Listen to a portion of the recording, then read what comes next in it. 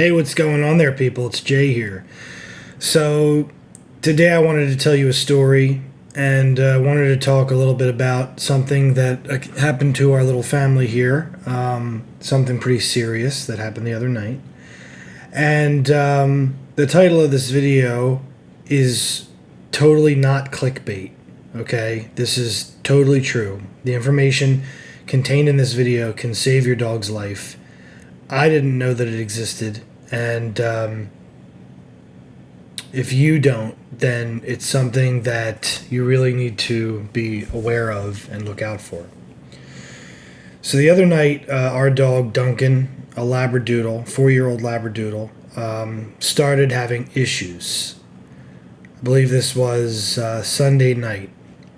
About 8 o'clock, he ate dinner, and then about an hour later, he started to go into what can only be termed as being very uncomfortable and in some sort of distress.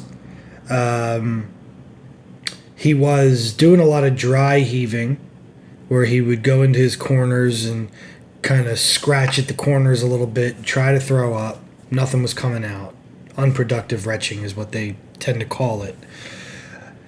He was doing a lot of pacing, a little bit of whimpering, and then towards the end of about an hour to an hour and a half of us kind of monitoring him and trying to figure out what was going on, he started to just kind of lay down on the floor unresponsively. I mean, he was awake, he was looking at us, but you could tell he was in very severe discomfort and pain. So we called Penn Vet, which is in University City here in Philly, part of the University of Pennsylvania network of, I guess, hospitals. But it's a veterinary hospital and probably one of the best in the city, if not the best. And they have a front desk that you can call, and you can talk to the people there, and they'll kind of give you some guidance as to what to do. And I told her what kind of dog he was and what he was doing. And she basically advised me that if it was her dog, she would have him looked at right away. So we took him down to Penn Vet. It was probably about 11:15, 11:30 when I finally got down there. Luckily, there weren't too many people around, so they took him right in the back, and they did a very quick exam on him. And within about maybe 25 minutes or so, I was talking to the doctor, who informed me that Duncan had GDV, Gastric Dilatation-Volvulus. Okay, so I'm on a website called CVSorg, and I'm going to read you the little overview here about it. It says Gastric Dilatation-Volvulus, or GDV, is a rapidly progressive, life-threatening condition of dogs. The condition is commonly associated with large meals and causes the stomach to dilate because of food and gas, and may get to a point where neither may be expelled. As the stomach begins to dilate and expand, the pressure in the stomach begins to increase. The increased pressure and size of the stomach may have several severe consequences, including prevention of adequate blood return to the heart from the abdomen, loss of blood flow to the lining of the stomach, rupture of the stomach wall, pressure on the diaphragm preventing the lungs from adequately expanding, leading to decreased ability to maintain normal breathing.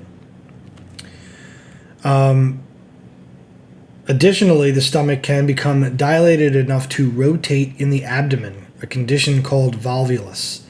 The rotation can lead to blockage in the blood supply to the spleen and the stomach. Most pets are in shock due to the effects on their entire body. The treatment of this condition involves stabilization of your pet, decompression of the stomach, and surgery to return the stomach to the normal position permanently, gastropexy. Abdominal organs will need to be evaluated for damage and treated appropriately as determined at the time of surgery. So that's what he had. And I'd never heard of it, and, I kind of feel bad. At the beginning of the night, I was kind of advocating just going to bed and letting him, just kind of work through whatever he needed to work through, because then what are you going to do, really? And my wife was not really feeling that, and she wanted to have him looked at, and but as the last stages of it, especially, there was a point where he laid down in the hall of our house and he started to really whimper a lot, and I knew, okay, he's going. You know, we're going to take him somewhere. But I can tell you that if we had just gone to bed and we had just let him be, he would probably not be with us right now. So that's why I say that the information in this video will save your dog's life if you experience the same kind of symptoms. So in talking to the doctors that night, I asked them a lot of questions, obviously, as much as I could, because obviously everything was moving very quickly and they wanted to get him into surgery as quickly as possible to repair it. But some things that, the first thing that I asked, well, really more one of the last things that I asked was, what is the cause? Like, why does this happen? Is it something that we do? And she told me that absolutely not. She said that they've done all kinds of studies on this condition, and they have not been able to find a kind of a root cause to why it would happen. So it just seems to be more common in larger dogs, but it can happen in any dog. But there are certain dogs that are more predisposed to it, but generally the larger breeds are the ones that it kind of hits harder. She also said that if it goes untreated for too long and the blood flow is not getting to the stomach properly, it can lead to necrosis or the death of tissue of the stomach and other surrounding organs, because certain blood vessels that go through that area can be constricted, and if they're not getting blood, they're going to die. And so in those cases, a lot of times they have to do some major reconstruction of the stomach, and in some cases even euthanize the dog or animal, and that's that.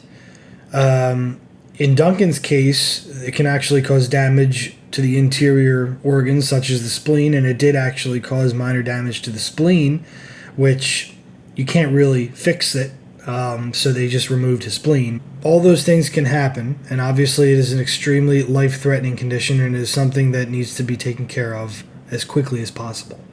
So if you're seeing your dog go through these things, symptoms I would say that he was having were obviously the dry retching. That's the most obvious sign that you're going to see, is that they keep trying to throw up and nothing's coming up.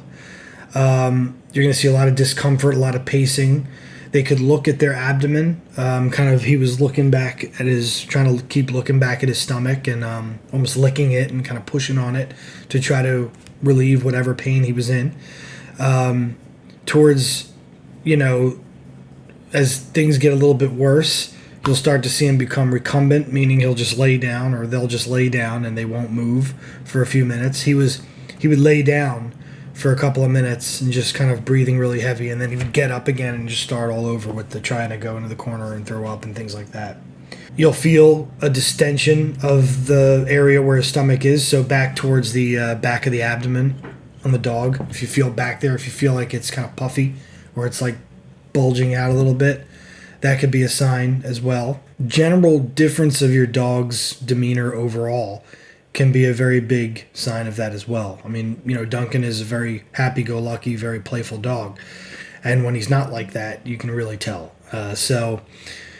Long story short, Duncan had his surgery Sunday night, overnight. They basically send you home. They tell you to go home, and they keep him for a day or so a couple days to monitor. He's actually going to be coming home tonight. My wife's going to be leaving work a little early to go get him. So thank God he's coming home. But he had a surgery. It was very successful. We caught it very early, so none of that necrosis or any other major issue happened. So he was able to be fixed right up. And they did what they needed to do. And now he's all good. Now he's all better. We just have to heal him from his surgery.